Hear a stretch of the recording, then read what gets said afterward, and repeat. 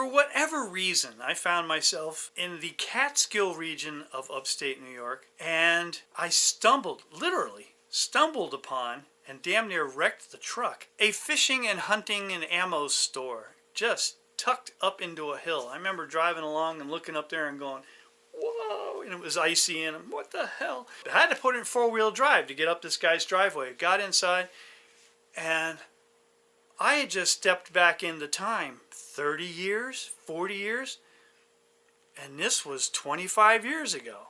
And this place was that far back in time. It was crazy. I instantly loved it. He had so many guns and rifles and then fishing poles and then boots and all kinds of stuff. So of course I go over to the knife counter and I'm looking and I'm seeing garbage. There's nothing. And I'm so disappointed, and I look down the next shelf and there were the buck knives. I went, oh, okay, well, I'll check out some of the buck knives. Now, he didn't have any 110s, but he had the 119, he had a 105, he had the 102, he had the Brahma, the 117, wish I bought that, and then he also had a 120. As much as I really wanted to buy everything, you can't.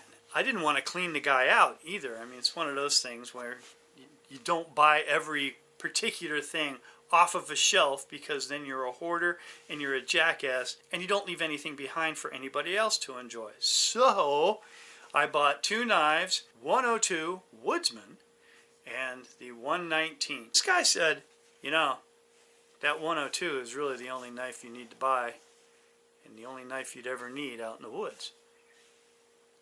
And I just looked at him and I thought, this guy's speaking from experience. There's something to that. But I didn't want to say, oh, okay, well then keep the 119. I'll just take the 102. I still bought them both, and I got the 102. I fell in love with that knife. I don't like the stock sheath that it comes with. I don't want to give you guys the impression that I don't like the buck knife sheath. I prefer a pouch sheath because you don't have to unsnap anything, like here, to take it out of the sheath and to replace it. It is a well-made sheath. It's very secure. You're not going to lose it. You can walk in the woods. You can be hung upside down and know it's not going anywhere. I like a pouch sheath so I can just slip it out of there and then pop it back in. That's all it is. It's just a preference thing. Don't let the fact that this is the sheath that you're going to get deter you from buying a buck 102 or any other buck. It's a serviceable, usable, good sheath. The standard buck sheath, easy out, easy in, just a couple more hoops to go through. Still, a nice sheath, no issues. But the knife itself felt good in my hand. I really enjoyed it. Of course, it had the 420HC steel in it. I used it for a lot of things. And you're thinking to yourself, boy, it sounds like he's talking about that in the past tense. Yes, I am. I do not know where that knife is. I don't remember giving that one away. I have moved in the not too distant past, but I've pretty much gone through everything that I have, and I can't find that knife. Fast forward a couple, 3 years, I bought this 119 that I did all the mods to and dropped the point, and I fell in love with that knife. And I went, you know, the 102 is just a smaller version. I'd like to have a 102 that has a little nicer steel, will hold an edge better than the 420HC, and is actually maybe a little fancier, a little nicer looking. So I bought the 102 Heritage Series, whatever you want to call it, that has these laminated handles that look very much like ironwood or cocobolo or something like that. Really well done. It's impregnated with resin, so even though it looks like a nice piece of wood, it's not going to absorb oils, moisture, all that good stuff. It's going to behave like a synthetic material. Big part was it's a D2 steel. Now, I like D2. I like Bob Dozer knives for a couple of reasons. One, his designs, and two, he uses D2. I think it's fantastic. It's so close to just being a stainless steel, but it's not. It's a tooling steel. It has great grain structure. It may not be the toughest steel out there, but it does hold a good edge, and you can heat treat it really high. And I think that's what Buck has done with this. They heat treated it pretty darn hard. This holds a great edge. Of course, I knocked the top guard off and I reduced the bottom guard and I rounded everything off. But I also dropped the point. For a knife this size, if you want it to be really practical, you don't need an upswept clip point that's going to be getting caught on all sorts of stuff. Here's one of the reasons why they put plastic inside the Buck knife sheaths. It's because of this point. And they don't want you to go sliding into a sheath and having that point work its way out. So the plastic helps hold that back. Well, I really wanted to use this sheath for this knife, and with the upswept tip, even though I would aim straight down, if I was off just a little bit, that upswept clip point was grabbing a hold of the leather on the inside of this thing and made me very nervous. And I thought, I don't need to be nervous.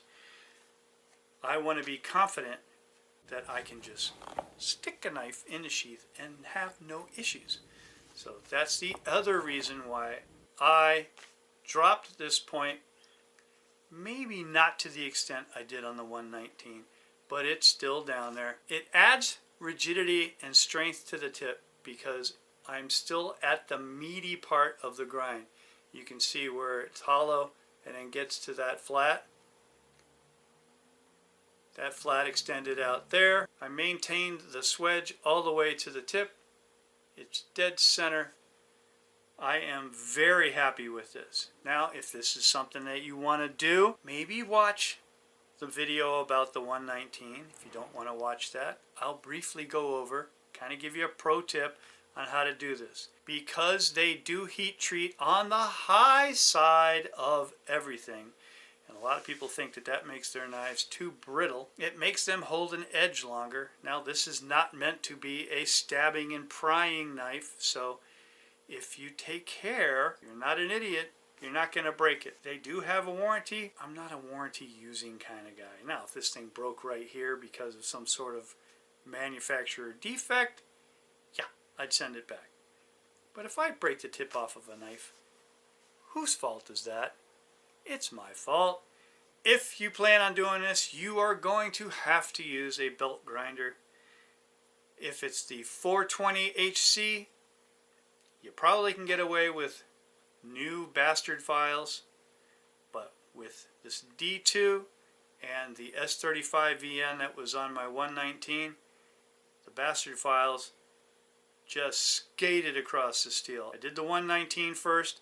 I had a feel for, and the knowledge that don't grind that flat and then decide to do the swedge, because you will wind up making that tip way down there. Grind with the swedge the whole time, focusing your energies here so that this is the part that gets lowered. Keep the blade cool. You might get a little startled if you're doing the D2. It likes to spark. It's just the way the steel is. Don't panic. I pre-chill the knives.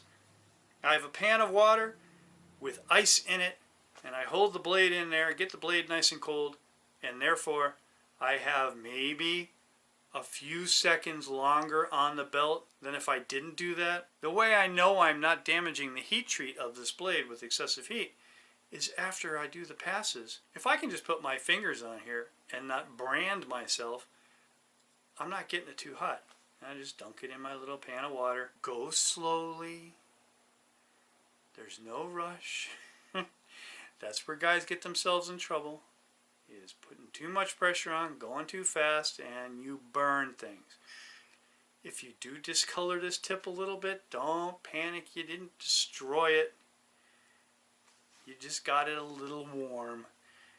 Some lighter passes over the belt, a fine belt. I wouldn't go super coarse. I go about went 240 grit, something like that, and finished with 400. Nice and slow, light pressure. I don't use a platen. If you don't know what a platen is, it's a thing that comes with your belt grinder that sits behind the belt so that when the belt's going by, there's a flat surface for it to go against. I like to slack belt, and that's how I do this. But I don't push real hard, so the belt is still riding relatively straight. If you push real hard, that's what's going to happen. And I focus my energies closer to the top wheel of the grinder because I'm using a Delta 3-wheeled 1x42.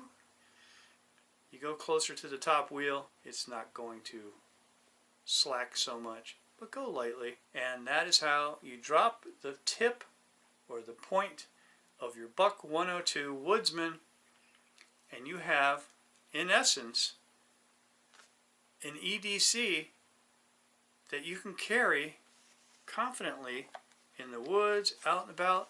That's the Buck 102 story. Thank you very much for watching. I appreciate it, and I'll see you on the next one.